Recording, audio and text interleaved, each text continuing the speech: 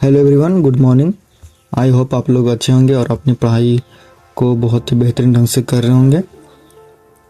तो हम लोग आज अपनी क्लास में एक बहुत ही कॉन्सेप्ट क्लास स्टार्ट करने जा रहे हैं, जो हर एक चैप्टर का बहुत ही बारीकी से कॉन्सेप्ट को क्लियर करेंगे और हम लोग आगे बढ़ेंगे। क्योंकि जब तक कॉन्सेप्ट हमारा क्लियर नहीं होता ना, तो हमें आगे जाके अपने क्वेश्चन को या प्रैक्टिस सेट को करने में हम लोग फंस जाते हैं और हम लोग अपना टाइम टेकन को कंप्लीट नहीं कर पाते और हम लोग को लेट लगता है। तो हम लोग आज का डे 1 है और डे 1 में हम लोग आज परसेंटेज प्रतिशत को कवर करेंगे और उसका कॉन्सेप्ट क्लास को देखेंगे बहुत ही बेसिक से।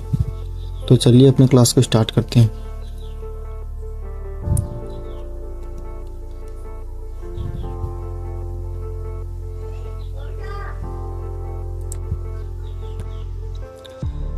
तो सबसे पहले हम लोग समझते हैं कि परसेंटेज यानी प्रतिशत होता क्या है। ठीक है, तो देखिए यहाँ पे कि कोई भी चीज़ अपने आप में 100% होती है। कोई भी वस्तु हो गया, अभी कोई भी नंबर हो गया, वो अपने आप में खुद में 100% होता है। ओके, 100% होता है। जब तक उससे कोई नहीं निकाला जाता है, ना उसमें कोई प्रॉफिट ना कोई हानि होता है, तब तक वो अपने आप में 100% होता है। ठीक है, अब देखिए आगे यहाँ पे कि जिसका प्रतिशत निकालना होता है उससे हम अंश यानी ऊपर में रखते हैं, और जिस संख्या से हम तुलना करते हैं उसे हम हमेशा नीचे रखते हैं। तुलना करने वाली चीज़ों को हम नीचे रखते हैं और जिसका प्रतिशत निकालना होता है हमें उसे हम ऊपर रखते हैं। तो चलिए एग्जाम्पल से हम समझते हैं।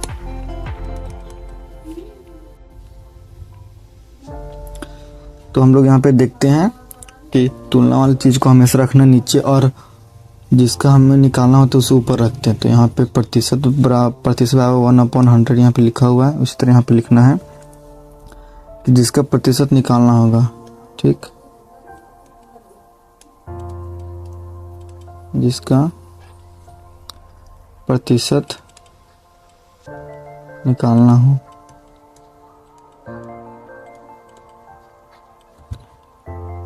उसे ऊपर में अपॉन में तुलना वाली चीज इनटू में 100। ओके, यहाँ पे रखना है। अब आगे हम लोग बढ़ते हैं।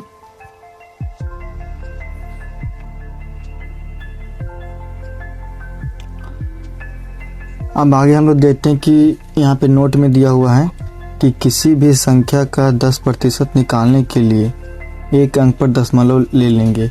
अगर हमें कोई भी वस्तु कोई भी हमें नंबर दिया है तो उसका हमको 10% निकालना है, तो हम कैसे निकालेंगे? शॉर्ट तरीके से। यहाँ पे देखिए एग्जांपल लेके कोई भी यहाँ पे देखिए, यहाँ पहले 100 ले लेते हैं। ठीक है, 100 है, इसका पूछ जाए कि 10% कितना होगा। 100 का 10% कितना होगा? ठीक है, तो हम लोग कुछ नहीं करने, यहाँ पे 100 है। 100 में यहाँ पे क्या बोल रहा है कि के लिए 1 अंक पर दशमलव ले लेना। तो यहाँ पे पीछे से 1 अंक पर था दशमलव, तो इसका कितना हो जाएगा? 10। मतलब 100 का 10% बराबर 10 हो जाएगा आंसर। कोई भी संख्या होगी, कितना भी संख्या है, यहाँ पे 500 ले लेते हैं। ठीक, 500 का निकालना है 10%, तो कैसे निकालेंगे? बस पीछे से 1 अंक पर ले लेना है दशमलव, बराबर में हो जाएगा 50। ओके, कोई भी संख्या का 10% निकालने के लिए हमें 1 अंक पर दशमलव लेना पड़ेगा। ओके, अब आगे बढ़ते हैं हम लोग अपने क्लास को। यहाँ पे दिया है कि फ्रैक्शन चेंज टू परसेंटेज, यानी कि किसी भी फ्रैक्शन को प्रतिशत में बदलने के लिए हमें 100 से गुना करना पड़ता है। कोई भी फ्रैक्शन दे दिया है तो हमें उसे प्रतिशत में हम लोग को चेंज करना, तो कैसे करेंगे? यहाँ मान लीजिए एग्जाम्पल, पहले इसका कलर चेंज कर लेते थोड़ा सा, वाइट।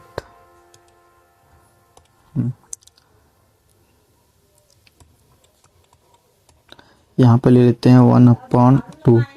ये फ्रैक्शन है, इसको हम लोग को परसेंटेज में चेंज करना है। कैसे करेंगे? यहाँ पे लिखा हुआ है किसी भी फ्रैक्शन को प्रतिशत में बदलने के लिए 100 से गुना करना पड़ता है। तो इसको हम लोग सिंपली 100 से गुना करेंगे।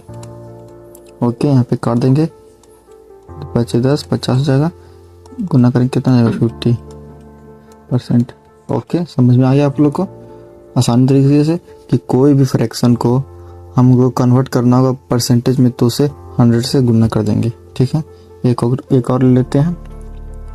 2/5 फ्रैक्शन है, इसको निकालना परसेंटेज कैसे निकालेंगे, 100 से गुना करेंगे,